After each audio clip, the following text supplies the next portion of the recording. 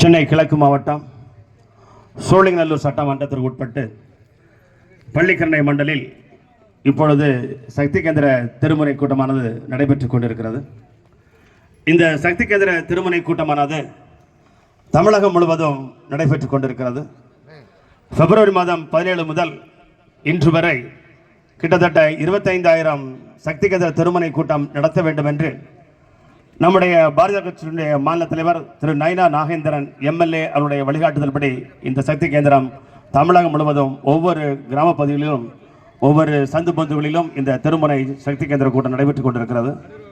இந்த சக்தி கேந்திர திருமுனை கூட்டத்துடைய பொறுப்பாளராக நம்முடைய முன்னாள் மாநில தலைவரும் தேசிய செயற்குழு உறுப்பினரும் ஆற்றல் மிகு எழுச்சி மிகு திரு கே அண்ணாமலை ஐபிஎஸ் அவர்கள் இந்த சக்தி கேந்திர திருமுனை கூட்டத்துடைய பொறுப்பாளராக இருந்திருக்கிறார். அவருடைய வழிகாட்டுதல்படி இந்த திருமுனை கூட்டம் நடைபெற்றுக் கொண்டிருக்கிறது. இப்பொழுது பள்ளிக்கரணையினுடைய சக்தி கேந்திர திருமுனை கூட்டத்துடைய பொறுப்பாளராக நம்முடைய கட்சியுடைய மூத்த நிர்வாகியும் சென்னை கிழக்கு மாவட்டத்துடைய துணைத் தலைவரும் இந்த 189வது மாமன்ற வேட்பாளராக போட்டியிட்ட வருமான அன்பு சகோதரி திருமதி பிருந்தா தேவி அவர்கள் இந்த சக்தி கேந்திர திருமுனை கூட்டத்திற்கு ஏற்பாடு செய்திருக்கிறார்கள்.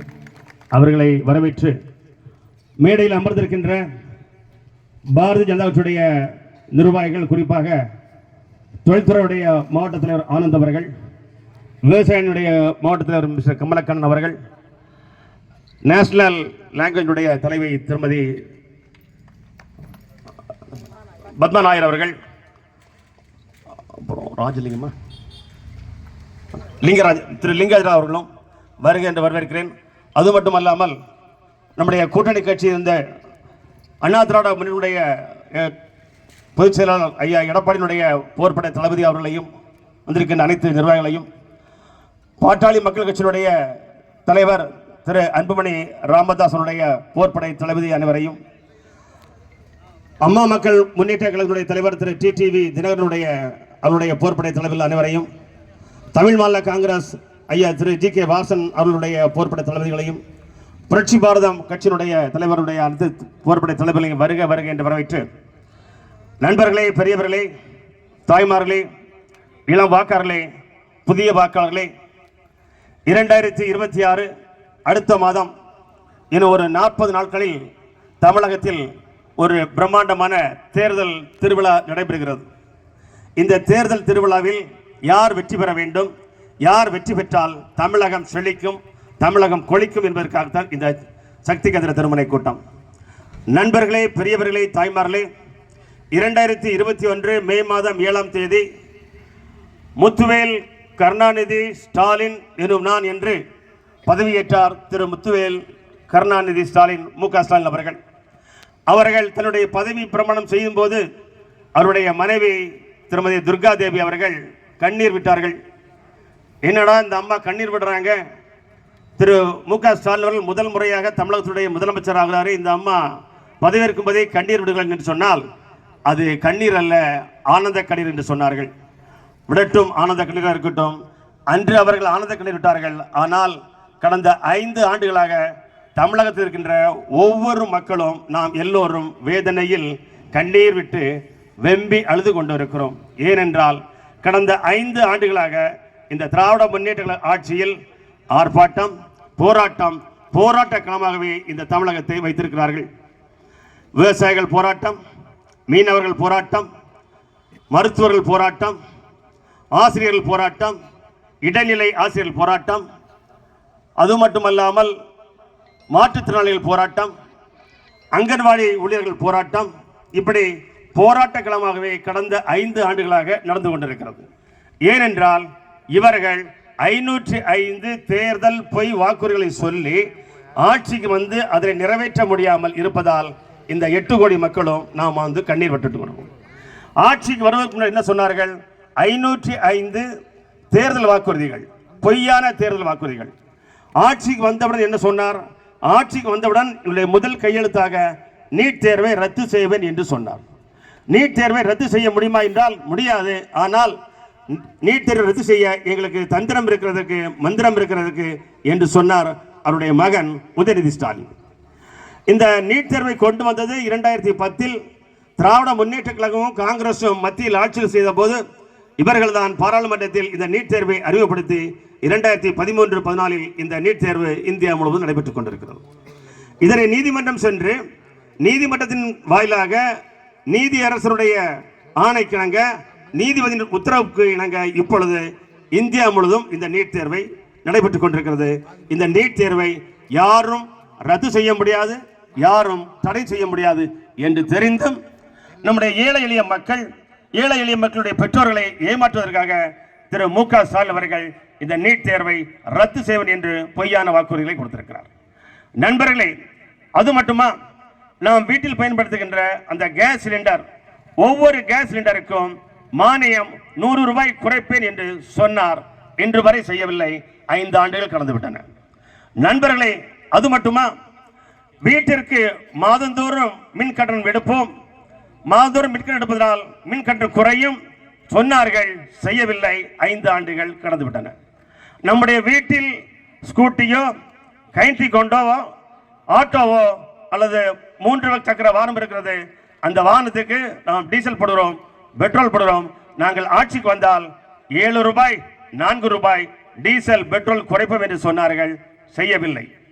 அது மட்டுமா நண்பர்களே, பெரியவர்களே, ஏழை விவசாயிகளுடைய கடனை ரத்து செய்வேன் என்று சொன்னார்கள். செய்யவில்லை. ஏழை கல்லூரி மாணவர்கள் பள்ளி மாணவர்கள் பெற்ற கல்வி கடனையும் ரத்து செய்வேன் என்று சொன்னார்கள். செய்யவில்லை.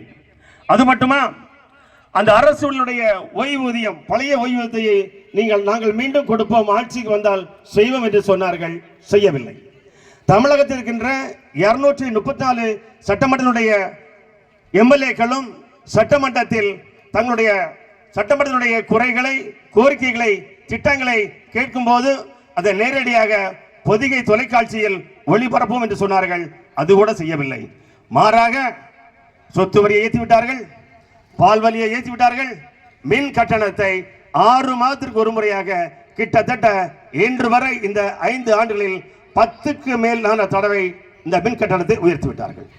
சொத்து வரி ஏறி வச்சு மின் கட்டணம் ஏற்றிட்டாங்க, பால் விலை ஏறிடுச்சு, நம்ம பத்திரப்பதி ஏறிடுச்சு.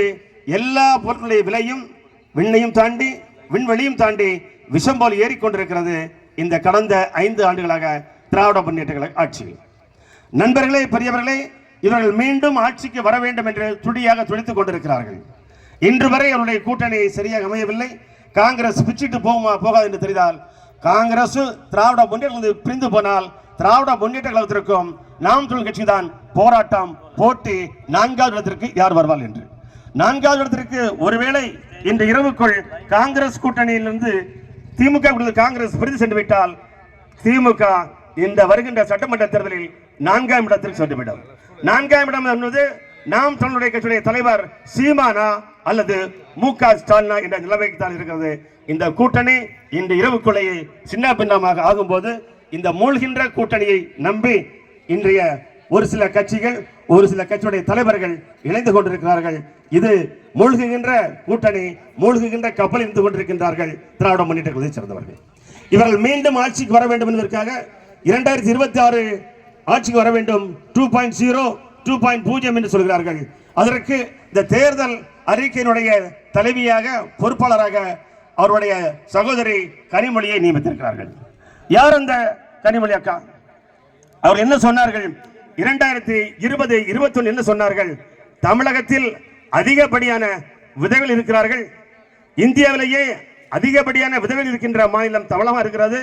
என்னுடைய அண்ணனோ திமுகவோ ஆட்சிக்கு வரும்போது தமிழகத்தில் டாஸ்மார்க்கை மூடுவோம், சாராக்கையை மூடுவோம், படிப்படியாக குறைப்போம் என்று சொன்னார்கள். ஆனால் இன்று வரை அந்த அம்மையார் சொன்னது செய்யவில்லை. ஒவ்வொரு நாளும் ஒவ்வொரு தெருவிலும் ஒரு ஆண் மகன் இந்த சாராயத்தால், இந்த விஷ சாராயத்தால், கள்ளச்சாராயத்தால் வீழ்ந்து கிடக்கிறான், தாழ்ந்து கிடக்கிறான், மரணம் அடைகிறான். ஒவ்வொரு தெருக்களிலும், தமிழகத்தில் இருக்கின்ற ஒவ்வொரு தெருக்களிலும் ஏதாவது ஒரு ஆண் மகன் இந்த சாராயத்தால் தன்னுடைய வாழ்க்கையை முடித்துக் கொண்டிருக்கிறான். இதற்கு யார் காரணம்? இன்று ஆண்டு கொண்டிருக்கின்ற திராவிட முன்னேற்ற கழகத்தினுடைய ஆட்சி.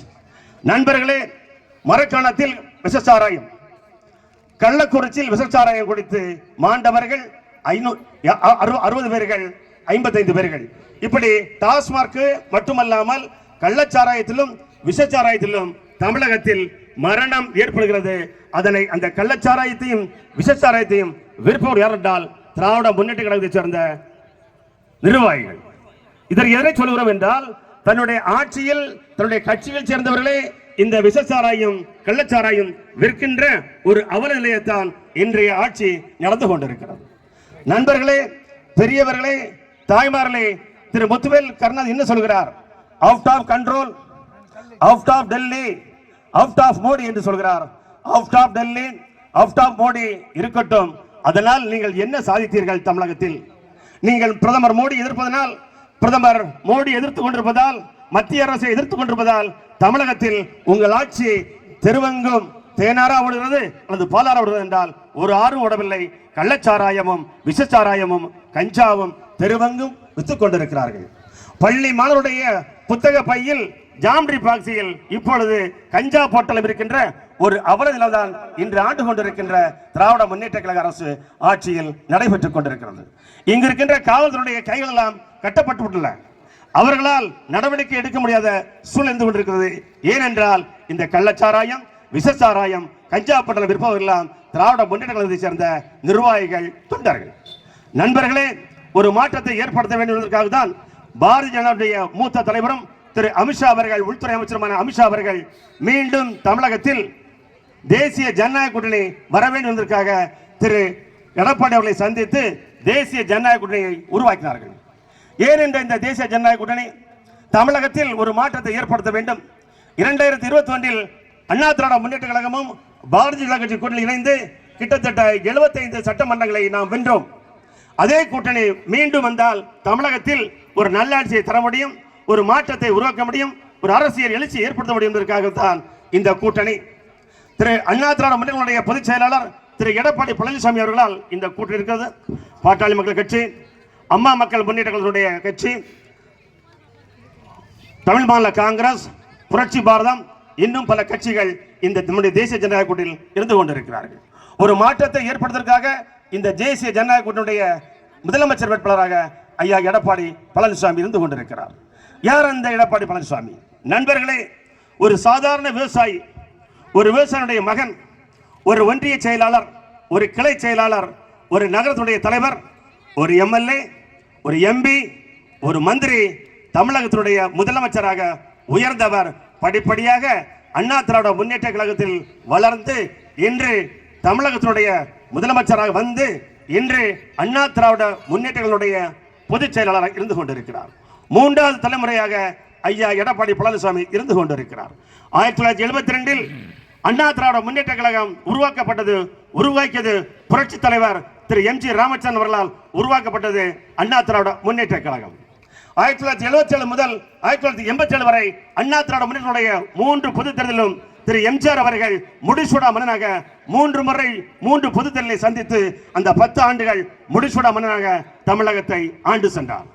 அதனைத் தொடர்ந்து 1991 புரட்சி தலைவி அம்மா அவர்கள் அண்ணா திராவிட முன்னேற்ற கழகத்துடைய 2ஆம் தலைமுறையாக இந்த அண்ணா திராவிட முன்னேற்ற ஆட்சி 1991 வந்தது. அதனைத் தொடர்ந்து 2016 எண்டில் எதிர்பாராதமாக புரட்சி தலைவி அம்மா அவர்கள் காலமானதை தொடர்ந்து திரு எடப்பாடி பழனிசாமி அவர்கள் அண்ணா திராவிட முன்னேற்ற சார்பில் தமிழகத்தினுடைய முதலமைச்சரானார். 3ஆம் தலைமுறையாக எம்ஜிஆர், புரட்சி தலைவி அம்மா, 3ஆம் தலைமுறையாக ஐயா எடப்பாடி பழனிசாமி அவர்கள் தமிழகத்தினுடைய முதலமைச்சராக இருந்தார். அவர்தான் மீண்டும் தமிழகத்தின் முதலமைச்சராக வருகிறார். வருவதற்கு தான் நாம் இப்பொழுது கூட்டம் போட்டுக் கொண்டிருக்கிறோம். என்னென்ன செய்தார்? அவருடைய காலத்தில் என்ன செய்தார்? நண்பர்களே, பெரியவர்களே, 2020-21 மிகப்பெரிய நோய், கொடிய நோய், ஆல்கோல் நோய், கொரோனா நோய். பள்ளிக்கூடம் திறக்கப்படவில்லை, கடைகள் மூடப்பட்டன, தொழிற்சாலைகள் அடைக்கப்பட்டன. யாரும் வெளியே வர முடியாது, யாரும் வெளியே வரக்கூடாது. எல்லோரும் வீட்டுக்குள் முடங்கி பதுங்கி கிடந்தோம். அப்பொழுது நம்மளுக்கு மத்தியில் ஆண்டு கொண்டிருந்த நம்முடைய பாரத பிரதமர் நரேந்திர மோடியிடம் சென்று பேசி அந்த கொரோனா தடுப்பூசியை எல்லா மக்களுக்கும் போட்டு இன்று தமிழகத்தில் இருக்கின்ற 8 கோடி மக்களுக்கும் கொரோனா தடுப்பூசி போட்டவர் என்றால் ஐயா எடப்பாடி பழனிசாமி அவர்கள். அவர் மட்டுமல்ல, அதற்கு உறுதுணை இருந்தவர் நம்முடைய பாரத பிரதமர் நரேந்திர மோடி அவர்கள். நண்பர்களே, பெரியவர்களே, அது மட்டுமா? இந்த கொரோனா காலத்தில் 10ஆம் வகுப்பு 12ஆம் வகுப்பு கல்லூரி மாணவர்கள் எல்லாம் வெற்றி பெற வேண்டும். அவருடைய இந்த கொரோனா காலத்தில் ஓராண்டு வீணாக பெயரக்கூடாது, அவருடைய படிப்பினுடைய காலம் வீணடிக்கக்கூடாது என்பதற்காக அன்றைய காலகட்டத்தில் 10ஆம் வகுப்பு 12ஆம் வகுப்பு கல்லூரி மாணவர்களெல்லாம் ஆல் பாஸ் என்ற திட்டத்தை உருவாக்கி தமிழகத்தில் அந்த 2021 ஆல் பாஸ் என்ற திட்டத்தின் மூலம் இன்று பல மாணவர்கள் கல்லூரிக்கு சென்று ஓட்டு போடுகின்ற நிலைமைக்கு வந்திருக்கிறார்கள். அந்த மாணவர்களெல்லாம் நினைத்து பார்க்க வேண்டும் ஐயா எடப்பாடி பழனிசாமி அவர்களை. நண்பர்களே, அது மட்டுமா, நீட் தேர்வில் கிராமப்புறத்திலோ அல்லது அரசு பள்ளியிலேயோ அல்லது கார்பரேஷன் பள்ளியில் படிக்கின்ற மாணவர்கள் நீட் தேர்வில் வெற்றி பெற முடியவில்லை, மருத்துவராக முடியவில்லை, மருத்துவர்கள் செல்ல முடியவில்லை. அதற்காக அந்த முதல் தலைமுறை படிக்கின்ற மாணவர்களுக்காக 7.5% என்ற தனி இடஒதுக்கீடை தனக்குரிய அதிகாரத்தை பயன்படுத்தி தமிழகத்தில் அறிவுபடுத்தி இன்று ஒவ்வொரு ஆண்டும் கிட்டத்தட்ட 2000 ஏழை எளிய மாணவர்கள் அரசு பள்ளியில் கார்பரேஷன் பள்ளியில் படிக்கின்ற மாணவர்கள் இன்று மருத்துவக் கல்லூரிக்கு மருத்துவராகிறார்கள் என்றால் அதற்கு வித்திட்டவர் வழியிட்டவர் இன்றைய எடப்பாடியார், நாளைய தமிழகத்தினுடைய முதலமைச்சர். நண்பர்களே, அது மட்டுமல்ல, இப்பொழுது ஒவ்வொரு வீட்டு முன்னாடி வந்து காலையில் 7 மணிக்கோ 8 மணிக்கோ விசில் அடித்தோ பாட்டு பாடியோ மணி அடித்தோ 3 சக்கர வாகனத்தில் அந்த கார்பரேஷன் ஊழியர்கள் உங்களிடமிருந்து அந்த குப்பையை பெற்று செல்கிறார்களே, அந்த குப்பையை வீட்டிலிருந்து பெற்று செல்கின்ற திட்டத்தை தமிழகத்தில் அறிமுகப்படுத்தியவர் ஐயா எடப்பாடி பழனிசாமி அவர்கள். பிளாஸ்டிக்கை ஒழித்தார். தமிழகத்தில் அவருடைய ஆட்சியில் கிட்டத்தட்ட 69 ஆர்ட்ஸ் அண்ட் சயின்ஸ் புதிய கல்லூரியை உருவாக்கியவர் ஐயா எடப்பாடி பழனிசாமி அவர்கள். நண்பர்களே, பெரியவர்களே, இந்த சாதனைக்கெல்லாம் சொந்தக்காரர் தான் ஐயா எடப்பாடி பழனிசாமி அவர்கள் தான் இப்பொழுது தமிழகத்தினுடைய ஒரு தேர்தல் அறிக்கையாக ஒரு 10 அறிக்கைகளை சொல்லியிருக்கிறார்.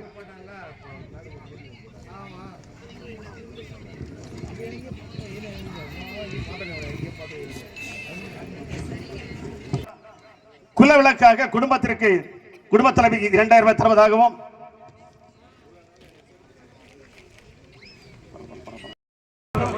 அம்மா இருசக்கர வாகன மானியத்தில் வழங்கப்படும். நகர்ப்புற 100 நாள் வேலை வாய்ப்பை அதை 150 நாள் உயர்த்தப்படும்.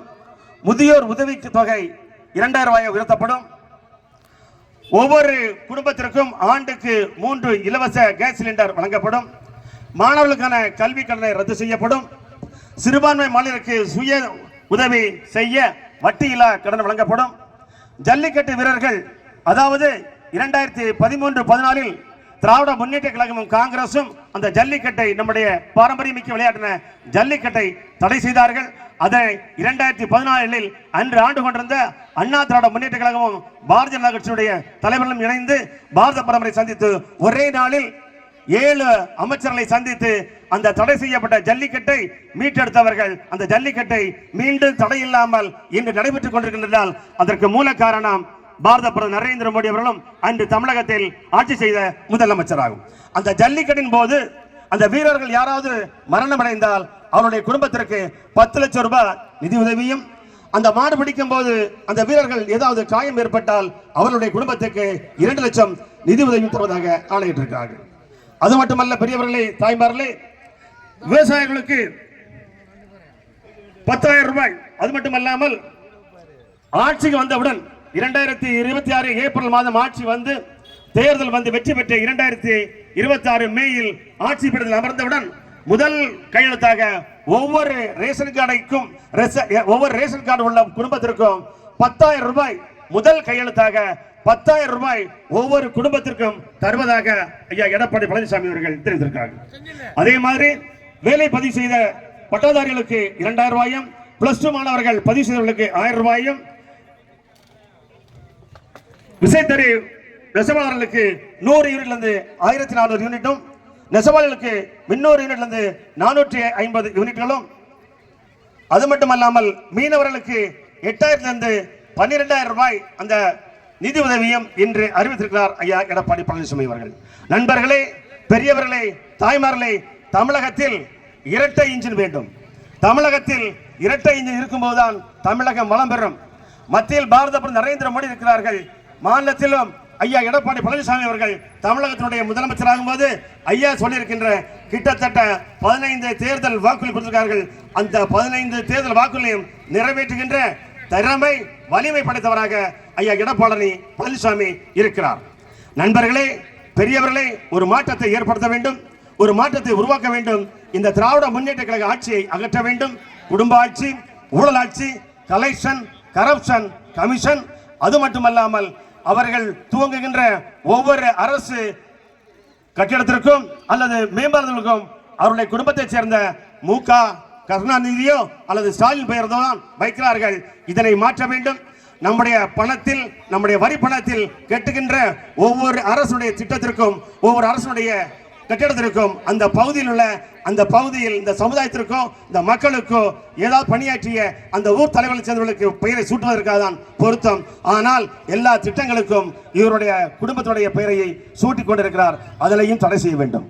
நண்பர்களே, பெரியவர்களே, தமிழகத்தில் ஒரு எழுச்சி மிகு, ஒரு ஆற்றல் மிகு இரட்டை டபுள் என்ஜின் சர்க்கார் மத்தியிலும் மாநிலத்திலும் இணைந்து செயல்படும் போது மாற்றங்கள் உருவாகும், தமிழகம் வளர்ச்சி அடையும், தமிழகம் வெற்றி பெறும் என்று கூறி வாய்ப்பளித்த அனைவருக்கும் நன்றி பாராட்டி விடைபெறுகிறேன். நன்றிகள் பல.